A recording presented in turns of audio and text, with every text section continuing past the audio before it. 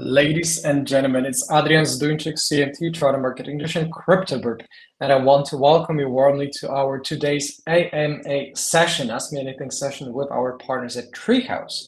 And well, for those who are not aware, Treehouse is an actual interesting project. Not only we're partners, we're actually invested in a project as well. It's a decentralized fixed income layer that is powering decentralized offer rates, right? DOR. To unlock fixed income products in DeFi. Such an interesting combination. So many of the good buzzy terms that are putting Treehouse in the very right direction of the market. And I'm here joined to talk about it today by Brandon himself. How are you feeling, Brandon? How's it going? Hey, Adrian, thanks for having me on. I'm very excited to be here. And actually, it's our first time meeting, even though our teams have been working very closely together. So I'm excited to just share a bit more about what we're up to. Appreciate it, Brandon. And without further ado, from TradFi to DeFi, from traditional finance to decentralized finance, let's talk about your journey a little bit, right? Because you do come with having experience, working with Morgan Stanley, Wells Fargo, fixed income roles, right? So what is the inspiration? Why did you transition? Why did you move to DeFi?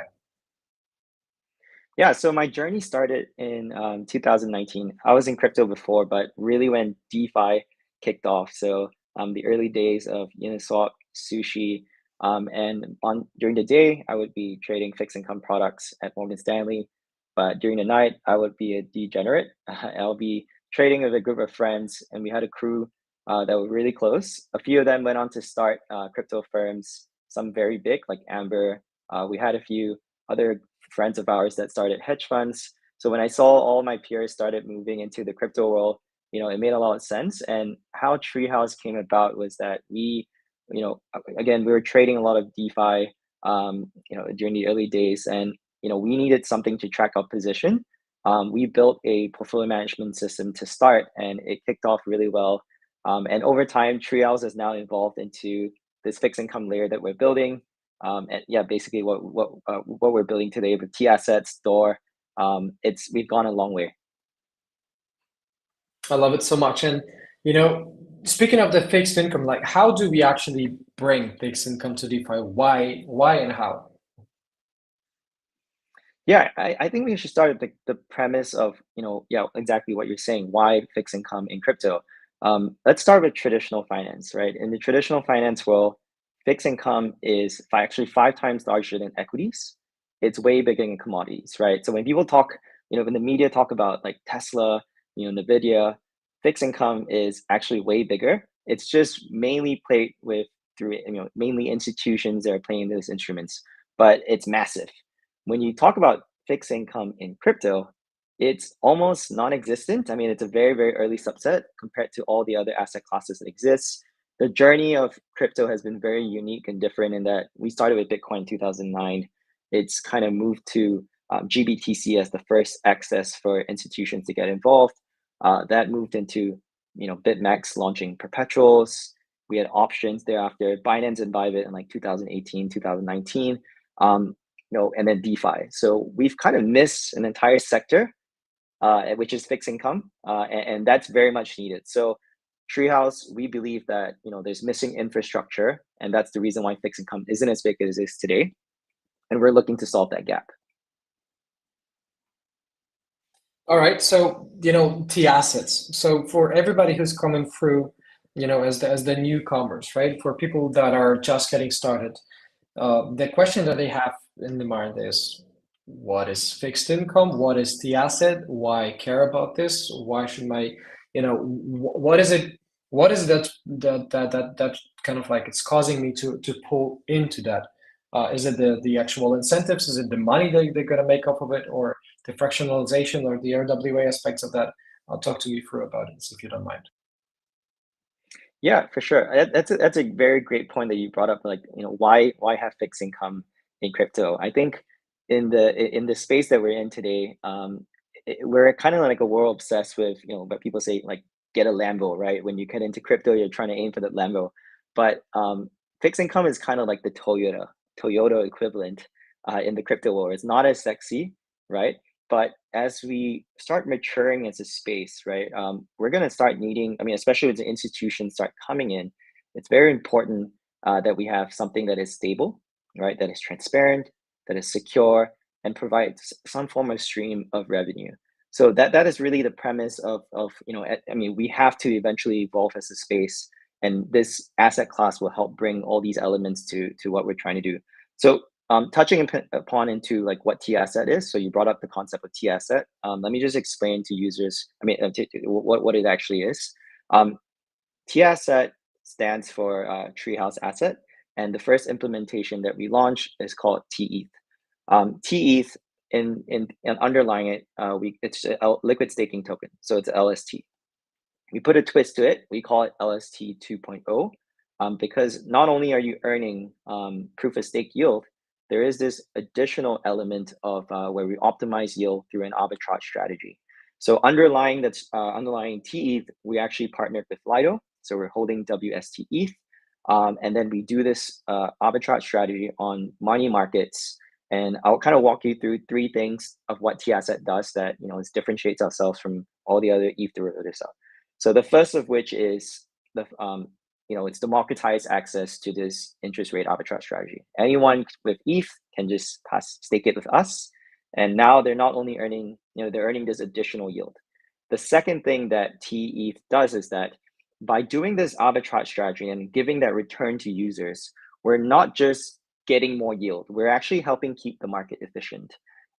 When you look at the DeFi world as it is today, when you get on Aave, when you get on Compound, when you get on Spark, borrowing and lending rates are all over the place, right? And if we want to have a proper fixed income space, fixed income asset class, that needs to go away, right? Fragmentation needs to be resolved. There needs to be a convergence of it.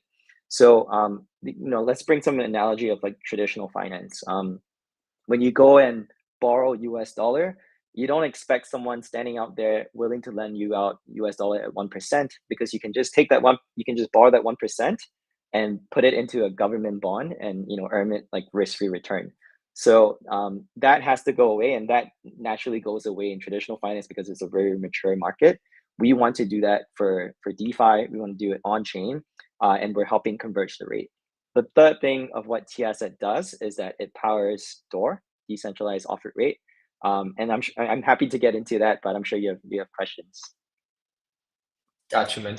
So liquid staking tokens to zero, I like that, and of course with the tAssets with the DOR, I think that lines up with my impression of the first time I actually spoke to your team, about Treehouse and how to a large extent novel this concept was, right?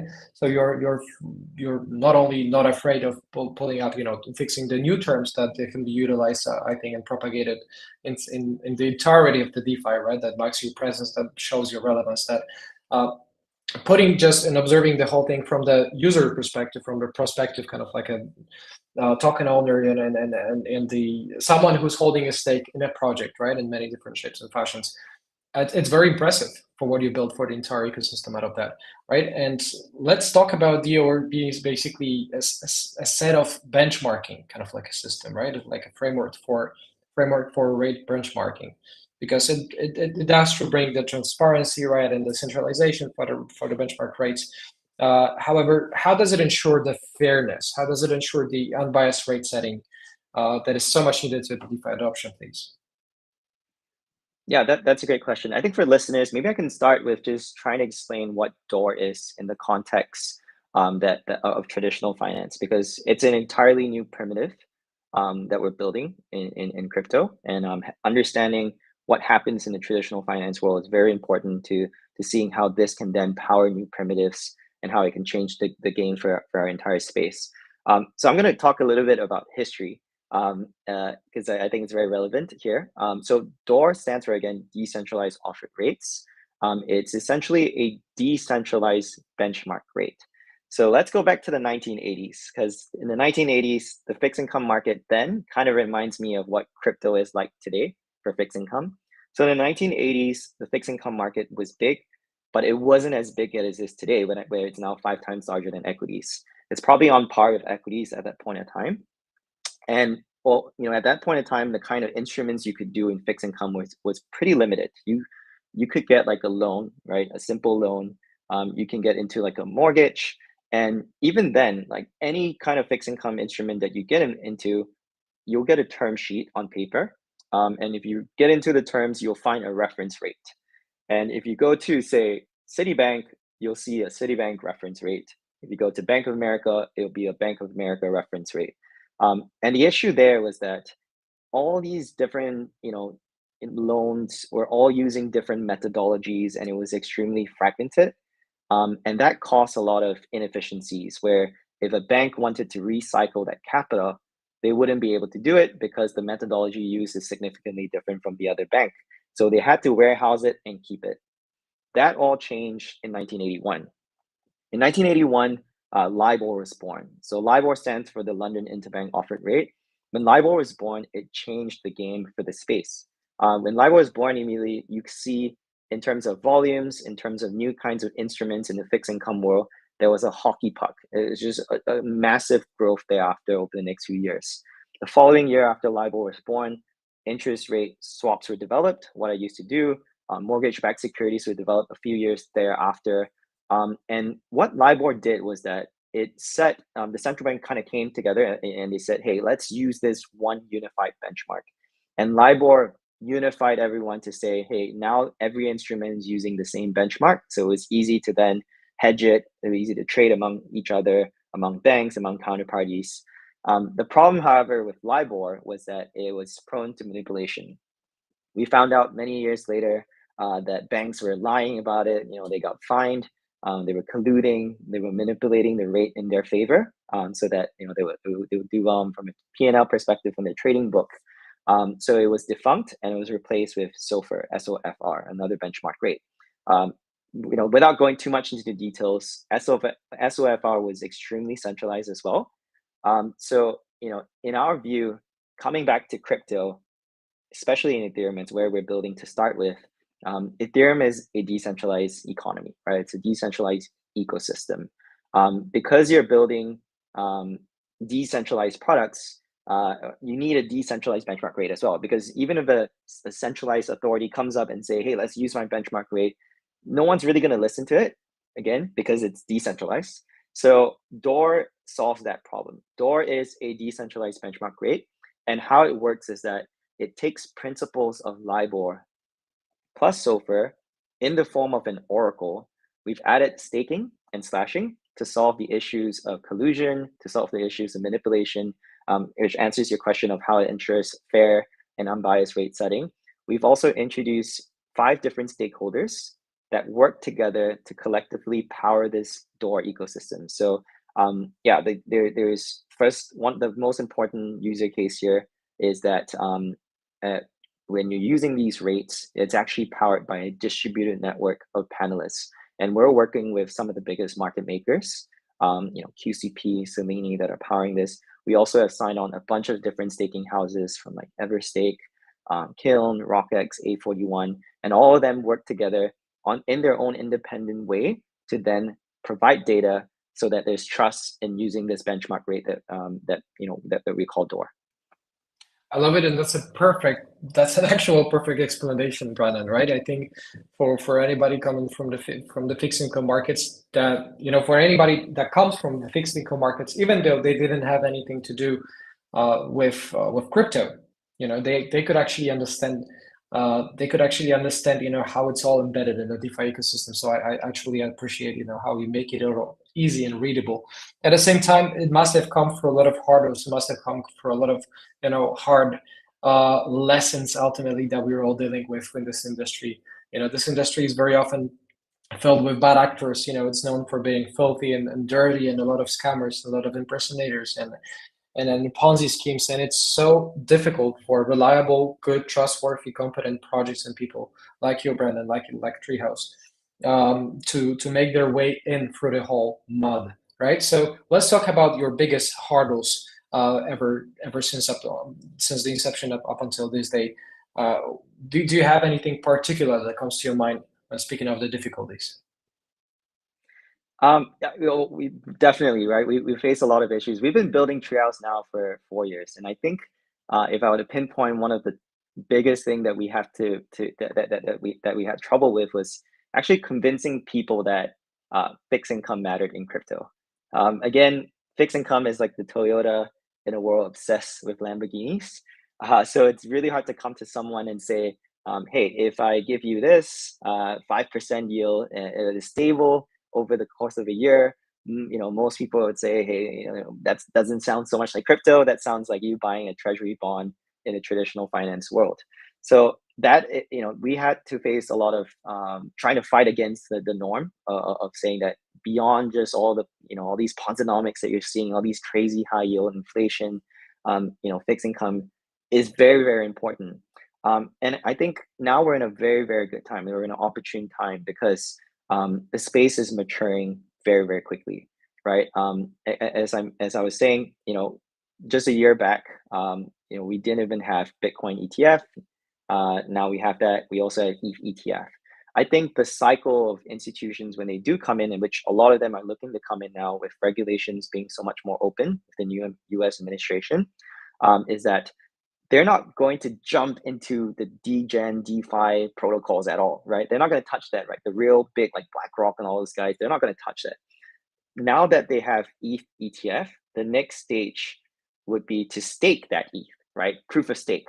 And that's like the safest yield that exists in the Ethereum ecosystem. So by staking it, they're now powering and keeping Ethereum decentralized. And when they're staking this ETH, they now receive a yield, which is the proof of stake yield, for example, Lido's yield. And they're going to realize that, hey, that yield is a variable rate that is being paid out every single day. In the TradFi world, institutions don't like uncertainty, right? They want to have an understanding that, hey, at the end of the quarter, this will be my balance sheet. This is how much yield I receive. And I don't want to make a lot of forecasts as to what's happening. And that, in order for you to do that, you need to get into a fixed income instrument, right? Specifically, an interest rate swap. In order to do that, you're going to need a benchmark rate. So what we're doing is that we're building that foundation, that data layer for all these new instruments to exist. And it's going to be, when institutions come in, it's going to be bigger than all of DeFi that we've seen today. And it's going to be powered by, again, benchmark rates, data layer stability. They want to have, just something that is very clean, that is very clear. And that's what Doors is coming to solve. So the biggest challenge, I would say, it's trying to convince people today that, hey, this is going to be big, this is going to matter.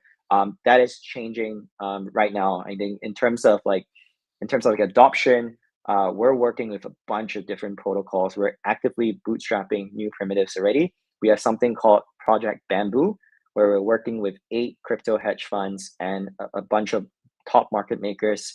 We're on track to see it hit the instrument underlying it hit 1 billion trading volumes, hopefully by the end of Q1, and we'll announce that. We'll announce all the details then. We're also working with perp dexes to launch like Ethereum staking rate forwards. We're working with protocols. We're giving out grants actively. So a lot of things that we're doing on chain, even on the off chain side. Also, we're working with. I'm actually heading to New York end of March. I do a trip every single year to meet traditional finance institutions to just gauge whether their interest in crypto fixed income. Realistically, like over the past few years, it would take. When we talk to these guys, they always comes back with regulation being the biggest bottleneck.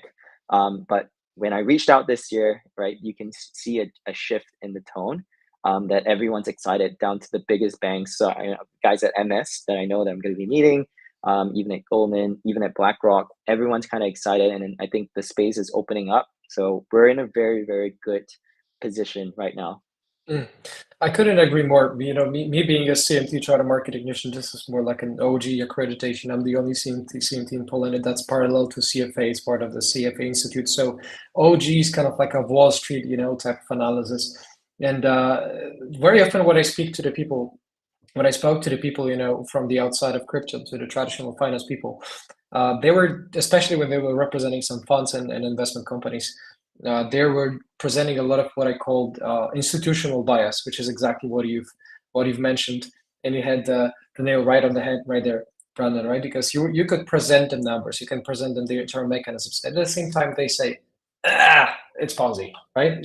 They just reject each and every single viable, relevant, logical point, and there's this paradigm shift. It's changing because Larfink is right there, talking about crypto as the flight to quality, and talking about tokenizing of bonds and assets and stocks.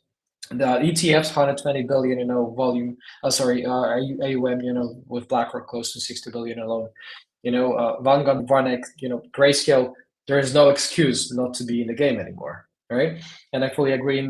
And speaking of the, let me pull up the website, your incredible website. This is a kind confirmation for everything that Ben, that Brandon shared, and also what I discussed with Ben off the record, and with your incredible team. What an incredible bunch of people you guys have on the Treehouse side. It's beautiful. This is just to confirm that exactly the Q1 roadmap says, mentions the Project Bamboo here about forward rate agreement market. And I kindly encourage everybody to go ahead and check our partners' website at treehouse.finance. What an incredible, nice, crisp, easy to follow, good-looking website you guys have built. Full explanation of the LST to zero. Again, strong connection, strong backup right there. And I also am famous for having a squirrel memory.